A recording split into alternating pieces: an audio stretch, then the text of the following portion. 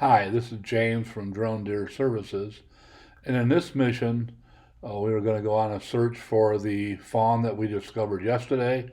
Here you will see that I found the little fawn pretty quickly, so I consider this to be day two in the fawn's life, and looks like he's doing pretty good. And I'll refer to as a he. I don't know. The fawn's doing pretty good. The doe is very attentive and taking care. He looks a lot drier than he did yesterday as he moves through this vegetation. You know, all these scents are new to him. These smells, taking in all this information. You can kind of see that whitetail deer behavior. Nose up in the air, just smelling things, ears moving, listening to things. So this is pretty cool. It's going to be pretty neat watching this young deer grow up kind of right before our eyes. I'll try my best to keep track of them and update the folks on this that watch the channel. Interested in naming the fawn. If you'd like to comment or send us an email, we'll use maybe a suggestion from the audience to name the fawn. I had a couple names in mind, but they were kind of ixnayed. So please help us out and maybe help us name this fawn, maybe from the audience. So we're going to do a lot of observations on the whitetail doe and fawn interaction. I don't know a lot about this. It's kind of interesting to see. But the fawn is to me looks pretty healthy. Is moving along, and I think it's good entertainment to watch this kind of happen. I won't. I'll fly tomorrow. This morning was 60 degrees at flight time. I did an earlier mission on a new area, found some deer, but and I'll probably get that out at a later date. But I want to get this out to the group. Interestingly enough, if I look at this thermally, the fawn is not as warm as the doe next to it. Here you can see the fawn is the less bright white. So that's kind of a different than I would have thought. I would have thought that the fawn would have been warmer. Maybe the coat wouldn't have been as thick, but I was wrong. And thermally, the fawn shows up less hot than the doe. So here's the doe. There's a lot of licking happening. The doe has to keep the fawn scent free or as scent free as possible. Limits the opportunities for a predator to discover this animal. I'm not sure what would happen if a predator showed up here. I've only seen one coyote, probably 15 missions in this area already, and I've only seen one coyote. In fact, we might be over 20 missions. I'll have to check the book. But only have seen one coyote, so that's good. But, this fawn ventures off a little bit and, exploring the area, but really stays pretty close to the doe. You'll see later in the video the fawn can move pretty well up and over, down trees, and to catch up with the doe when the fawn gets behind is pretty cool. But that'll be coming up in the video. So my intentions were to fly the area, so I checked in with the fawn and the doe. Everything looks good here. Now my intentions were to venture out and look for more doe and their fawns possibly, or a buck. So or bucks. And what I find you'll see, but as I move across the parcel, I look for the thermal images, and then as I've done thus far, I just process those thermal images. And there's some interesting things other than the fawn today. This kind of gives you a layout of where they are down in this corner, kind of how we found them last night. As I move off of the fawn and the doe, I'm as kind of the routine, I'm looking for thermal signatures here, kind of in the flooded area of the ag field next to the river. There's some thermal signatures here, and get a little bit closer to process them. Moving down, I thought it was one item to begin with. Now it looks like there's two, and we'll process these. This is kind of a strange thing. They're out in a ag field, kind of a weedy ag field, and they must have found something that was tasty. But these look like two yearlings, and then as I process the edge of that, you can see more thermal signatures. I'm guessing a yearling and the doe. The doe didn't. I'm looking at where the doe was. I just can't see anything. See her thermally, but I can't see her. What I think is a her with the zoom. So I moved off of that.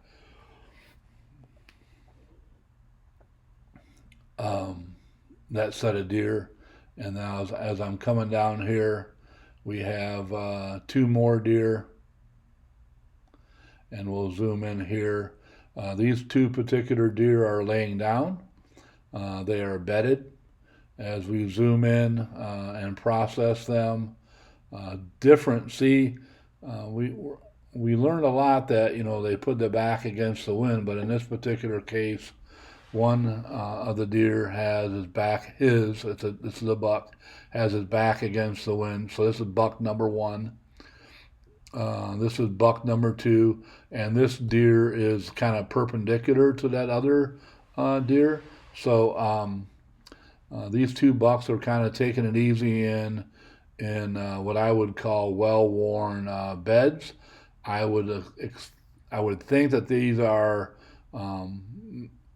maybe second year bucks. Maybe this was a 3-year old, and the other one's a 2-year old. But they were just bedded down.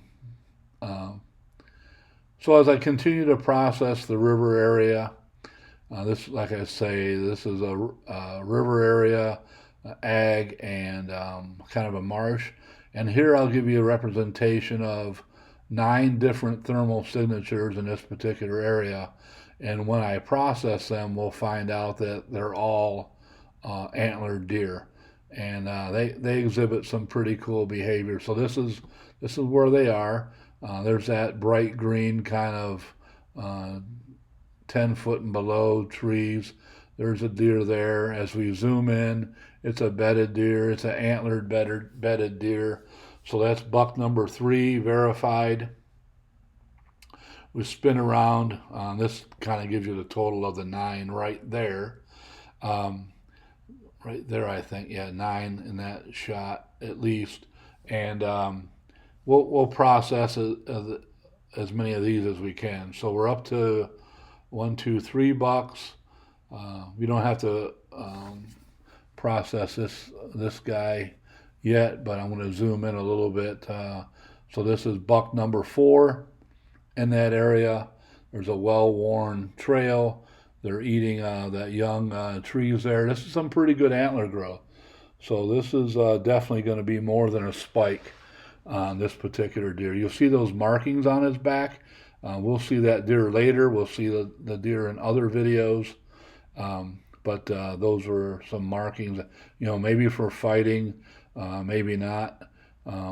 This would be buck number 5, a little bit more gray coat here, kind of above this deer, using the same trail, and we're gonna kind of get a little bit closer and process, make sure that this is an antlered deer, and it was. So that's buck number 5, and back up a little bit. I'm going to pick out a deer to process. This is buck number 5 still. You can tell by that gray coat. We're going to get a little bit closer here. You can see those antlers. I'm not going to say they're outside the ear yet, but this is definitely more than a spike. That's a more mature deer. So this kind of gives you the layout of where they are. There's some deer trails. I'm repositioning myself to process more deer. Remember, we're at buck number 5.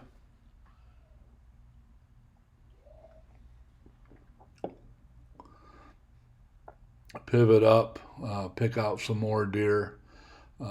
These are what I would say would be younger deer, and I can't classify them right now, but those turn out to be number 6 and 7. Look at these 5 deer right in a row, going right down the trail, right in a row. And so I think we're up to buck 6 and 7 now. But we'll further process these as we have the opportunity. Look at this. It's like I don't know if you've seen cattle ever coming into feed or whatever, but this kind of cracked me up. They're just so right here we have 5 bucks by themselves, just in the video. Mature. Some of them are mature, bigger bodied deer, like that dude right in the center now is a pretty big bodied deer. To the left of that deer is another big bodied deer. But the variations in the coat color is kind of cool. They shed their coat out. This is kind of a smaller deer. You can see, and it's got the buttons. But you can see younger deer, older deer on the left, getting in line. Not sure where they're headed, but it's kind of like when we see it a little bit later, it's going to be like a point. So here we have 3 in a row, kind of 3 standing next to each other. If you shot them broadside, you'd probably put an arrow through all 3. They move off, and they're just kind of going down this path. So the younger deer is lightly colored. Then we have the grayish deer, and then we have the brownish deer. So in this row, deer 2 and 3 are what I would say the mature deer, the mature bucks, and the deer bringing up to end is another younger buck, but you can see it's a little bit more red in color. And then here comes maybe I'm not sure, not as young or whatever, but a little bit bigger. And that can be genetics and not age. So I had this group for a while, right? So 5 deer moving along a trail. Here they go. Now we're taking a separate trail, the 1 deer, and we send the yearling into the woods. Everyone freezes. Lets that test animal go in. Another younger buck goes into the woods, and now the mature bucks must believe it's okay, and they move off into the kind of the wooded area. So here they are moving in, and kind of want to give you a kind of a look at that. So they're moving into that point right there, almost all in line, 5 of the deer. So there they are in the IR mode. I imagine they're still kind of in the order they entered in. The lighter, younger bucks are in front. So here they are kind of going through the canopy. I found a spot where I could see them. So they all kind of moved down through here. I don't know if they were going to get a drink, but there they go. So there's mature buck number 1 and mature buck number 2. The younger bucks are out in front. They kind of both stood at that same spot. Not sure about that behavior either, but like I said, the variation in coat color is pretty interesting. And they may be going for a drink, not sure.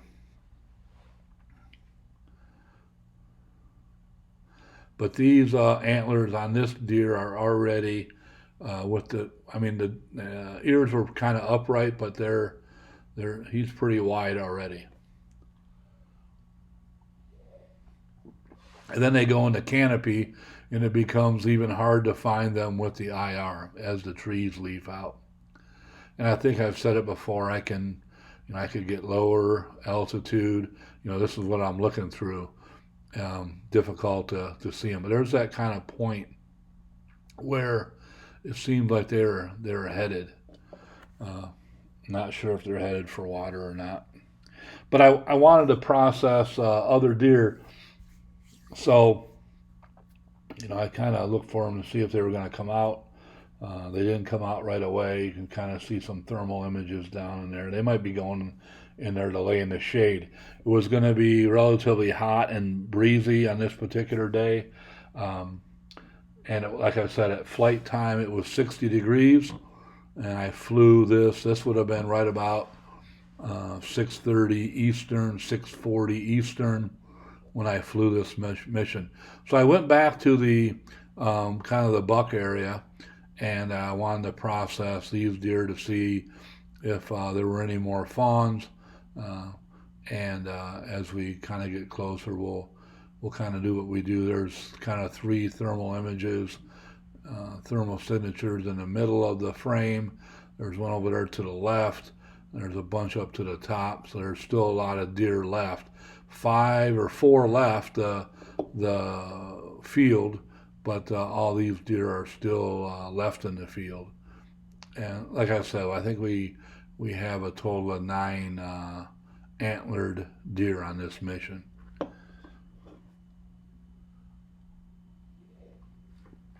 All in all, a pretty cool morning.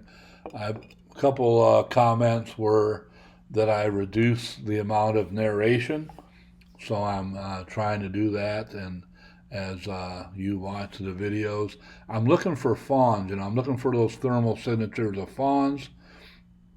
I came across these 2. These are 2 yearling antlered deer. Not hard to determine there.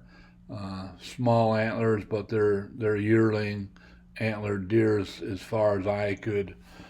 That's what I'm going to put them in the book as, yearling antlered deer. And that's how I got to the 9 total antlered deer. And as I kind of move across here, I find, anytime I find a single thermal image, thermal signature, I get interested.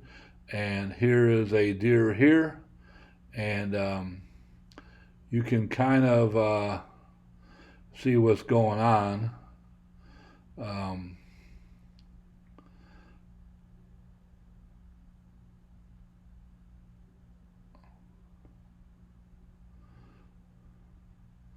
It's almost like when the fawn is nursing, they're wagging their tail. It's pretty interesting. So there's a thermal image there. There's one off to the left. And I'm looking for more to process. The thermal image off to the left, we will check on that one. But going back to this one for a moment, the fawn is staying pretty well blocked by the doe, but it's there comfortably nursing. And then the thermal image to the a little bit higher in the frame, and to the left, we're going to process that one now. And I think I've seen this doe before, and I think I've seen her near this tree. We're going to zoom in here in a minute. But as we process this here, I'm looking for that doe, or what I think is a doe. Trying to get my bearing straight with the camera, and she moves across there behind that tree. So she came out from behind that tree, and I couldn't find the thermal image of a fawn back here, but I'll most certainly keep an eye on that. This might be the fawn area, and why are the now? If we go right here, we're back to the original doe.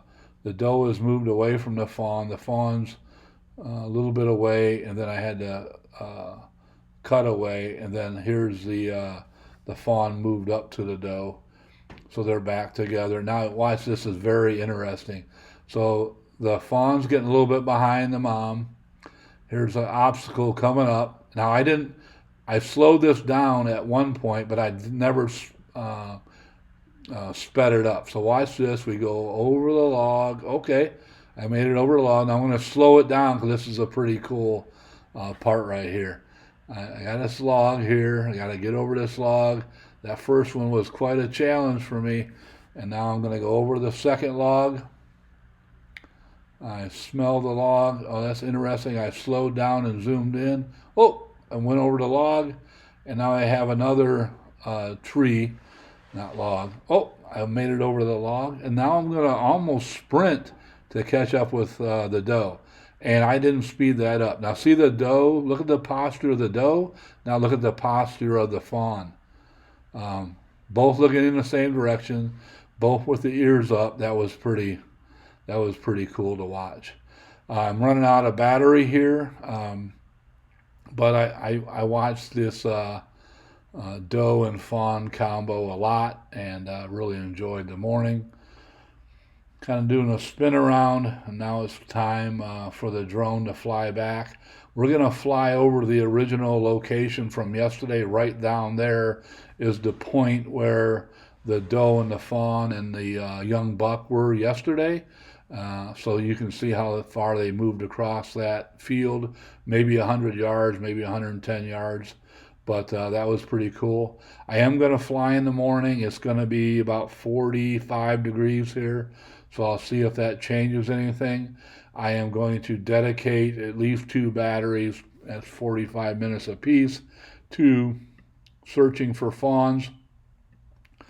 Kind of figured out the bucks will not have, that much of an antler growth overnight. So the focus will be on does, fawns, and any predators that are might be around.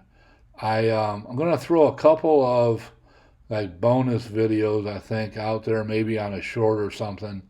I have deer in the water earlier, and that's pretty cool. So I want to get that out to the audience. But anyway, Drone Deer Services, Boomer Outdoorsman, we're here to help you.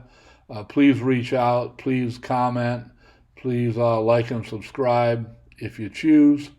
I'm coming in here for another return to home.